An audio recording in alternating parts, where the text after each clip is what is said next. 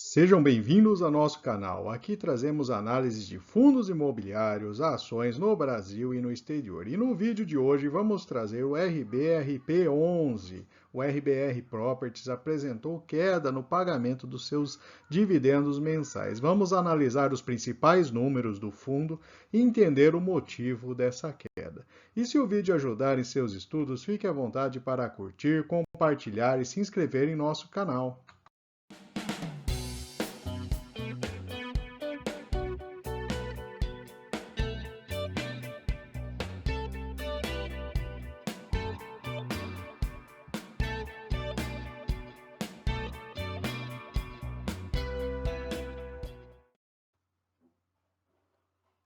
Vamos começar trazendo uma visão do portfólio do fundo. E aqui temos um ponto importante. O River One, que é o principal ativo do fundo, responde por 41,5% do total.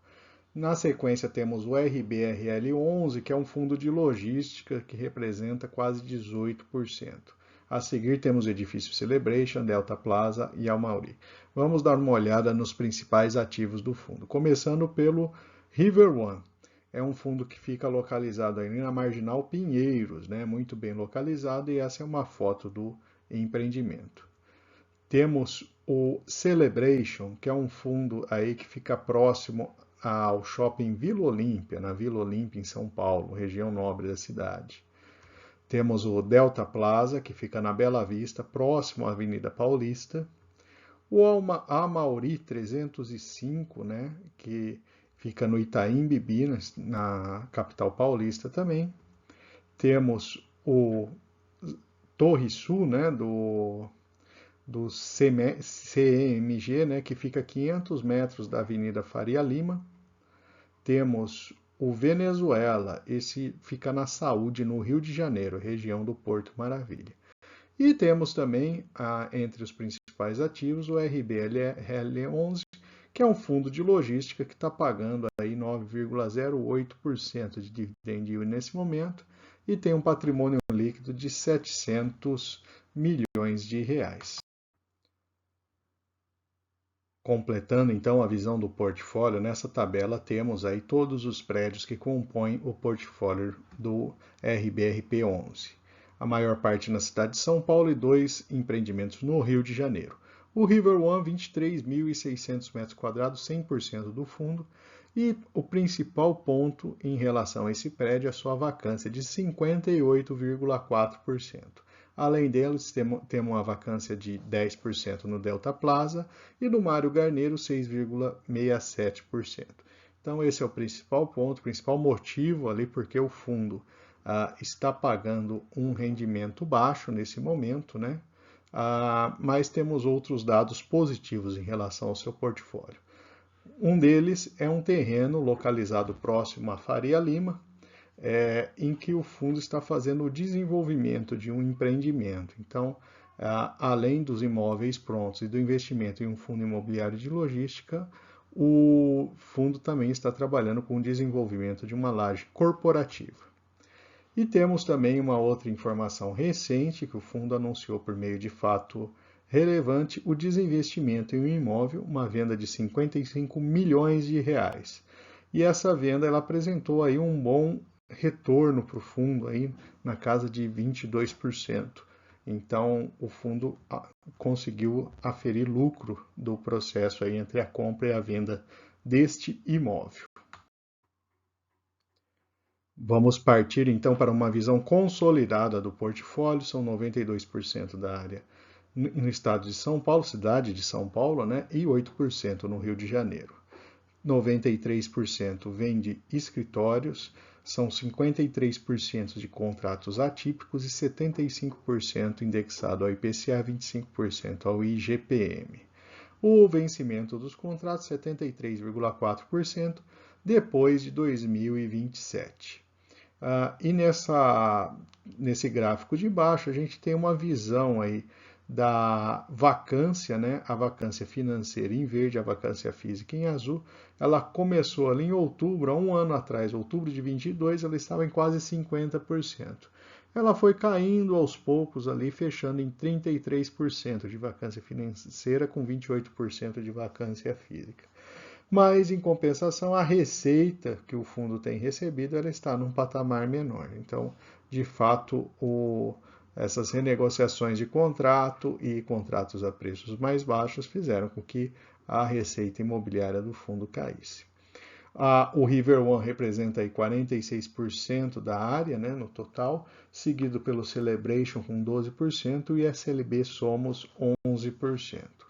Em termos de setor, a gente tem 29% no setor de educação e 28% com a saúde, os dois fazendo mais de 50%. Portanto, há um certo nível de concentração setorial também nesse portfólio.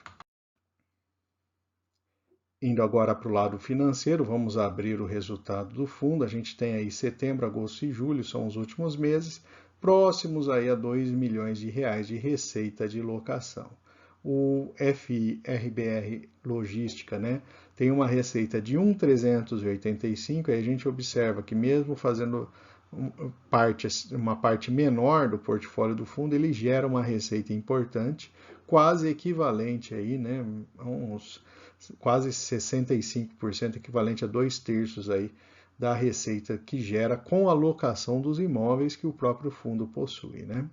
Temos outros fundos imobiliários com participação menor, né?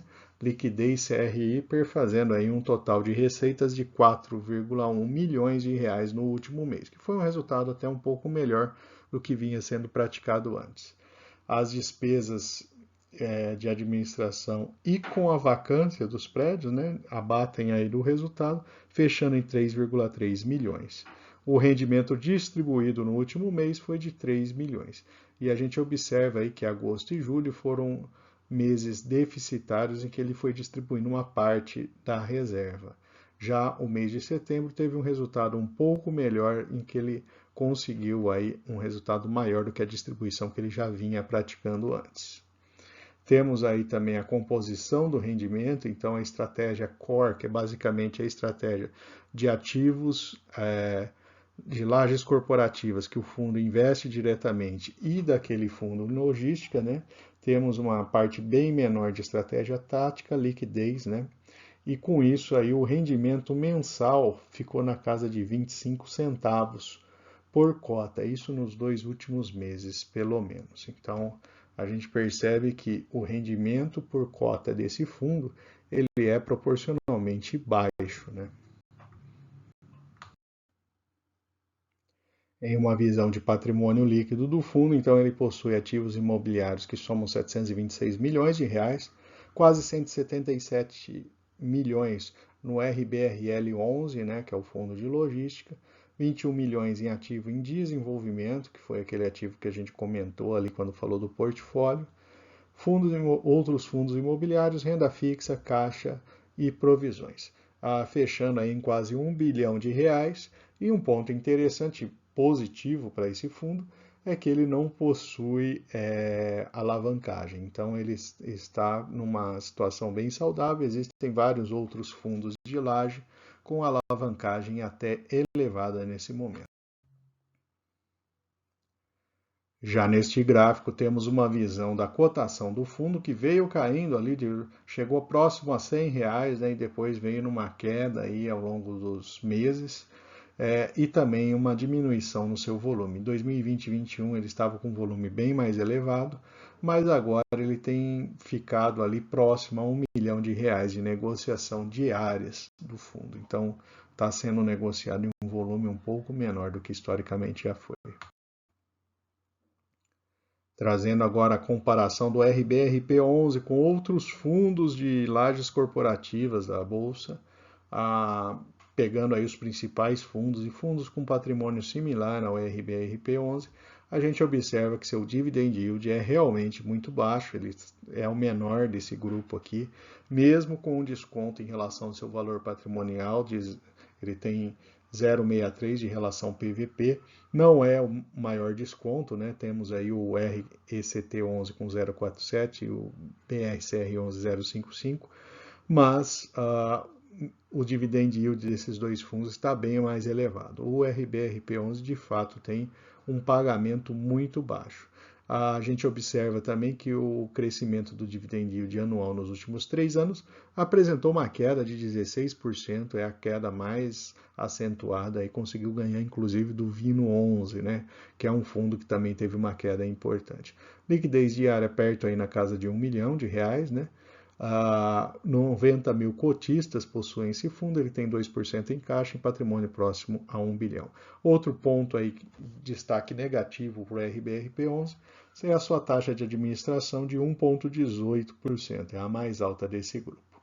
Se a gente olhar o histórico de investimento há 1 a 2 anos, o investidor que aportou nesse fundo apresentou uma queda significativa das cotas, que, somados a dividendos relativamente baixos, fez com que o investidor tivesse prejuízo nas duas situações.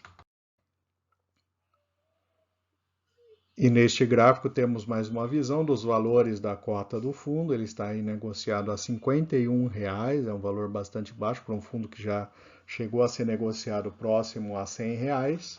Seu dividend yield atual de 5,7%, mesmo nesse valor mais baixo, o dividend yield também está baixo. Sua cota patrimonial de R$ 81,00, né? A queda de 16% no dividend yield e 18% nos valores. O rendimento mensal médio nos últimos 24 meses foi de 35 centavos por cota.